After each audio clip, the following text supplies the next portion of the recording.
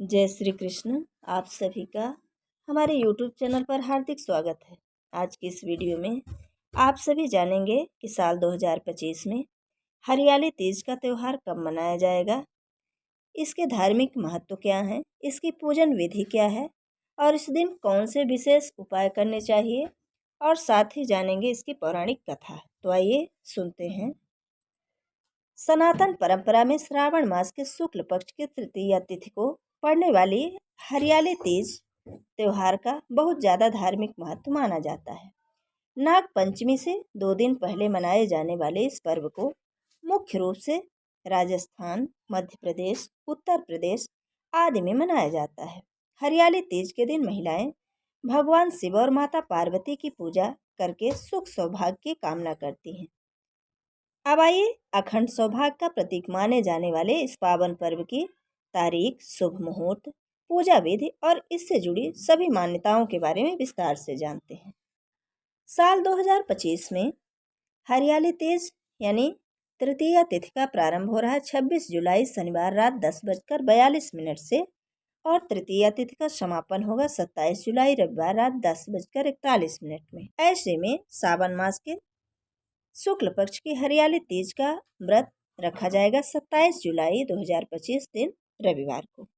इस दिन सूर्योदय होगा सुबह 5:59 में और सूर्यास्त होगा शाम 7:07 में।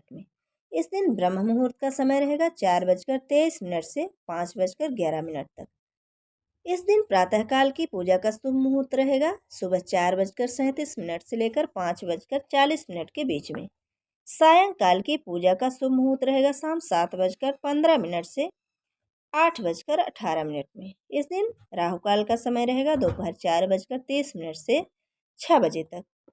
हरियाली तीज व्रत के पारण का शुभ मुहूर्त है 28 जुलाई सोमवार सुबह 5:59 से लेकर 8 बजे तक। अब आइए जानते हैं कि क्यों मनाया जाता है हरियाली तीज का ये पर्व। तो पौराणिक मान्यता के अनुसार हरियाली तीज को भगवान शिव और माता पार्वती के पुनर्मिलन का पर्व माना जाता है। मान्यता है कि भगवान शिव को पाने के लिए माता पार्वती ने कठिन तप किया था, जिससे प्रसन्न होकर महादेव ने हरियाली तीज के पावन पर्व पर ही उन्हें अपनी पत्नी के रूप में स्वीकार किया था। अब आइए जानते हैं इसकी पूजा विधि। तो हरियाली तीज पर भगवान शिव और माता पार्वती से मनचाहा आशीर्वाद पाने के लिए सूर्योदय से पहले उठें और स्नान ध्यान करके तन मन से पवित्र हो जाएं। इसके बाद इस व्रत को विधि विधान से करके संकल्प लें। हरियाली तीज की पूजा करते समय आपको बार बार उठना ना पड़े, इसके लिए पूजा की सभी सामग्री इकट्ठी करके ही बैठें। पूरे दिन व्रत रहने के बाद शाम के समय 16 श्रृंगार करके सबसे घर के ईशान कोण पर चौकी पर पीले रंग का कपड़ा बिछाएं और उस पर शिव और पार्वती जी का चित्र अथवा मूर्ति स्थापित करें।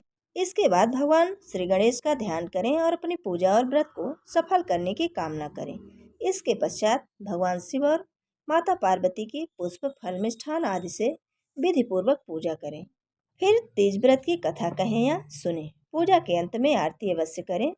हरियाली तीज पर सुख सौभाग्य को पाने के लिए भगवान शिव और माता पार्वती के साथ घर के बड़े बुजुर्गों का भी आशीर्वाद लेना बिल्कुल ना भूलें। अब आइए जानते हैं कुछ विशेष उपाय जो हरियाली तीज पर किए जाते हैं। तो हरियाली तीज पर भगवान शिव और माता पार्वती की कृपा पाने के लिए उनकी पूजा और व्रत करने के साथ आप इस दिन दान के जरिए भी पुण्य दान प्राप्त कर सकते हैं। हिंदू मान्यता के अनुसार हरियाली तीज के दिन 16 श्रृंगार से जुड़ी चीजों का दान करने पर शुभ फलों की प्राप्ति होती है और व्रत करने वाली स्त्री के जीवन में सुख सौभाग्य हमेशा बना रहता है।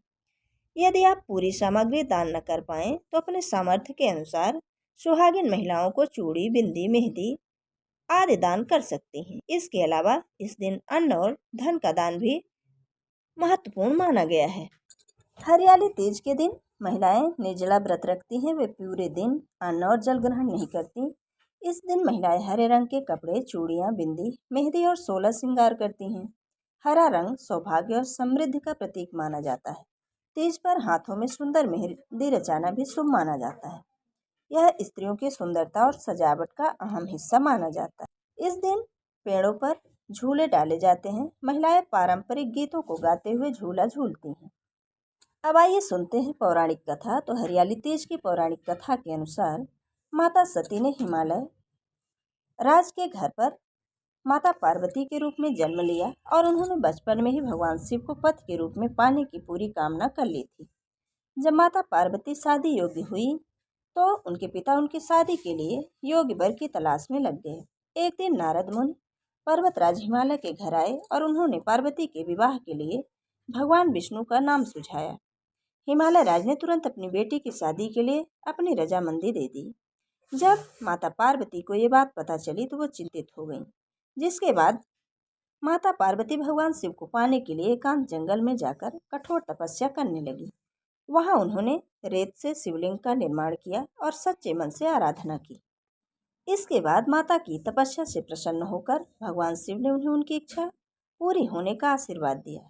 जब पर्वतराज हिमालय को अपनी बेटी के मन की बात पता चली तो उन्होंने भी भगवान शिव को दामाद के रूप में स्वीकार कर लिया। कहते हैं कि इस दिन को हरियाली तीज के रूप में मनाया जाने लगा। ये थी हरियाली तीज से जुड़ी पौराणिक कथा और उससे जुड़ी संपूर्ण जानकारी। वीडियो अगर पसंद आए तो लाइक ज़रूर करें और अगर आप हमारे चैनल पर नए हैं तो चैनल को सब्सक्राइब करना बिल्कुल ना भूलें। जय श्री कृष्ण। धन्यवाद।